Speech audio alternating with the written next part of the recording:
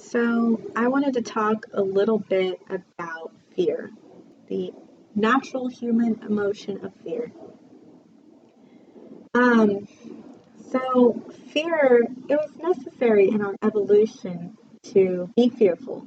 Our ancestors had to go out into the wild and hunt, crazy animals, buffaloes. Some people are hunting like mammoths or, just different wild animals, and it was dangerous. So, in order to survive to a certain extent, they had to be fearful. Now, that doesn't mean they weren't brave because they were brave and they went out there and did what they needed to do. But fear is what kind of kept them alive. And fear, it can kick in an adrenaline. It can make you run faster. It can make you jump higher. It can make you fight harder once you have that adrenaline pumping. And if you're in a situation where you have to defend yourself, you're going to want that. But a part of that is due to fear. You just want to survive, and it's a natural instinct for us to want to survive. Um, so I really think that fear is a very acceptable emotion. It's not something that we should think of as degrading or think of as like a lesser thing to have. Courage is definitely something that's beautiful to have, but fear is definitely something that is necessary for our survival as a species. Fear should not be a motivator. When you're fearful, fear kind of keeps you in a box. So fear should be used as an indicator, okay? So you are aware that there are dangers around you, but you can use that awareness to make smart decisions about the path that you want to take. So you're not allowing fear to control you now. You're allowing fear to be kind of a guider. Unfortunately, the government picked up, I guess this was prior to the government, back when we had the monarchs and maybe even before that time. But fear was definitely used and is still currently being used as a tactic to control us. It's used against us. It keeps us rooted in complacency. We are okay with where we're at because we're not really ready to start fighting the government. We know they're doing stuff that they shouldn't be doing, but you know, I live in America, so it's pretty safe here, and I'm not getting blown up, so I really don't need to do anything right now. That's how most people think, and it sucks. Because there's no change happening. People are just staying seated, and they're just watching the world burn up in flames, and it doesn't matter. I recently um, started reading about Rojava, which was actually pretty cool. And I learned, I don't know if you guys know about Rojava because I just learned about it. I didn't know, I was unaware of these territories existing, but it's three isolated territories in Syria, and it's near the Turkish border. They are currently fighting off the Islamic State, ISIS. And I believe there's other oppressors in the area, but basically they're surrounded by people trying to oppress them. And what the people of Rojava have done is they started a self-governing system that's run by the people. They even have people's armies that are totally and completely run by the people for the people. There's two that I read, YPG and YPJ, which YPJ is actually a women's defense unit. It's all women, and it's amazing. People in Rojava are self-sufficient and they are confident in themselves. They know that they're not scared. They are maintaining their territories and they're not trying to overtake people. They're just trying to protect themselves. They're not trying to um, get into Turkey and overrun Syria and do all this stuff. They're just trying to live their lives.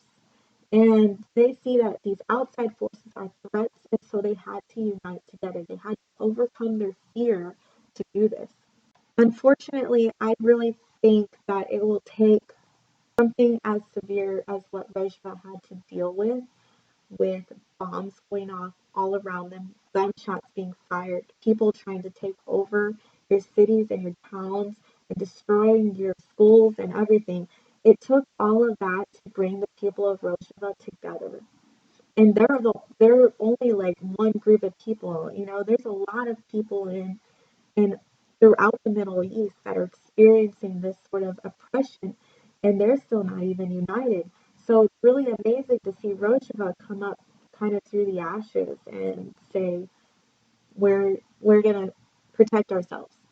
And it's awesome. It's really awesome to see. But at the same time, it sucks that it takes such extreme measures for us to unite. And living here in the United States, we don't see that kind of stuff. We don't see bombs going off. There's not gunshots going off down the street. I know that there are some cities where it is pretty bad and there are gunshots going off in people's neighborhoods.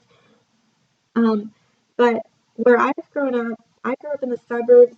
I never really saw anything that was too intense happen. Um, and I think a lot of people kind of, we live in this little American bubble. It's not just America, but we live in like this little bubble and we don't witness the atrocities that are occurring at all hours of the day. So we don't feel the need to unite and do this. We feel okay.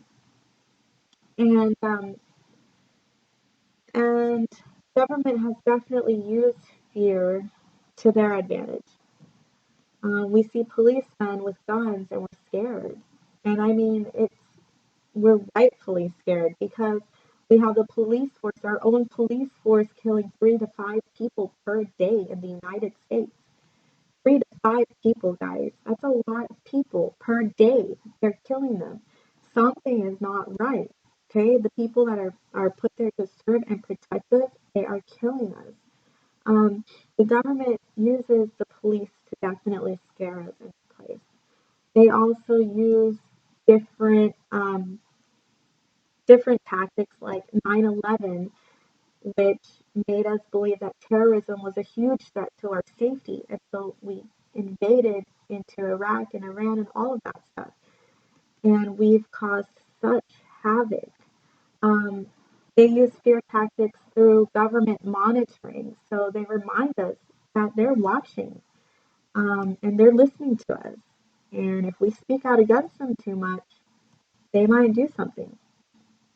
Fear allows them to maintain control. It gives them reasons to take away our rights, to make us dependent on them. So, because we're dependent on them, we lack confidence, we lack courage, and we lack drive.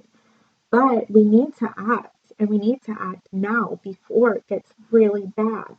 And I'm not saying it's going to get really bad in my lifetime. I mean, I really don't know. I know eventually this system, it can't last. It's not um, it's not a long-term thing because it's already crumbling, okay? Our government will eventually fall apart, and it's been shown throughout history. These um, government powers, these world powers have fallen. Spain was a huge power, and it eventually died out. It fell apart. And it's not the only place, but it's definitely something that's been repeated in history, and it's definitely something that could happen to us and probably will happen to us. And I can't tell you when. I have no idea. And I'm not trying to tell you guys this stuff to scare you guys.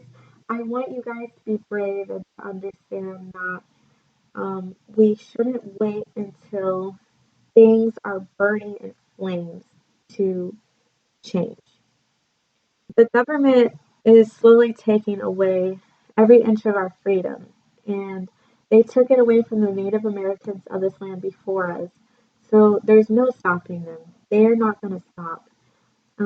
If we fear them, we won't fight them. We won't stand up to them. We won't talk about them. So if we're not talking about them, people won't become aware of the true evil nature of our government. And that to me is scary because if people I feel that a lot of people are not aware of the true evil that is happening. I mean, truly evil. okay? People bombing people for just ridiculous reasons. Drone strikes happening every single day, bombs going off every single day, people shooting each other every single day, and we're helping, and it's not okay.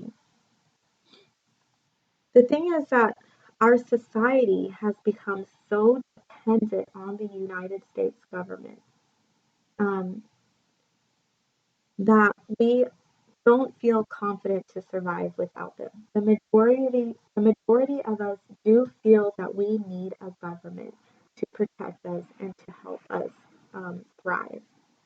The thing is, we don't need them. We are amazing. We are smart. We are strong. And I can see that in the Rojava, in the people in Rojava. I can see their strength. They're powerful. And I mean, they're not the only ones that have exhibited strength over the years. We have that in us. We have bravery and courage in us. Just like our ancestors had fear to keep them alive and to keep them careful, they've also had courage to go out there into the woods and discover um, different foods to eat and different animals to catch and learn how to survive in different environments. They were brave, okay? So we are brave. We have it in us. And I know that we can um, overcome this. But like I said, government has been using fear for such a long time that it's so rooted in us. And they don't want us to talk about these things. They don't. But we cannot remain content in this current situation. We can't wait until there are bombs dropping on us to unite. We can't wait until there's forces surrounding us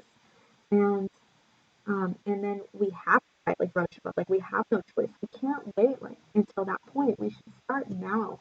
And I think the very first step to get us to start is by making everybody aware of the corruption that exists.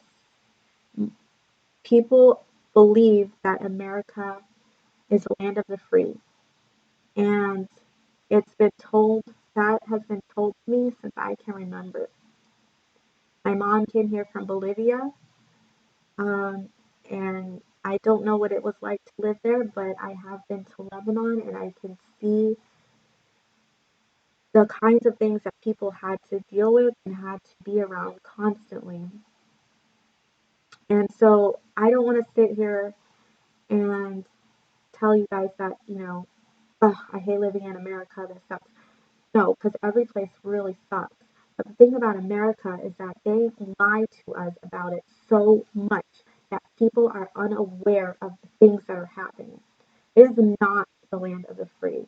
When they're watching everything we say, do, or write, it is not the land of the free. When they promote their controlled agenda and propaganda in the media stream, when they program us to think certain thoughts. It is not the land of the free when people like Assange and Snowden have to escape the hands of the government because they informed the people of the US government's wrongdoings. It is not the land of the free when journalists are being murdered for revealing corruption. This is not freedom, and I am not satisfied. So let's do something.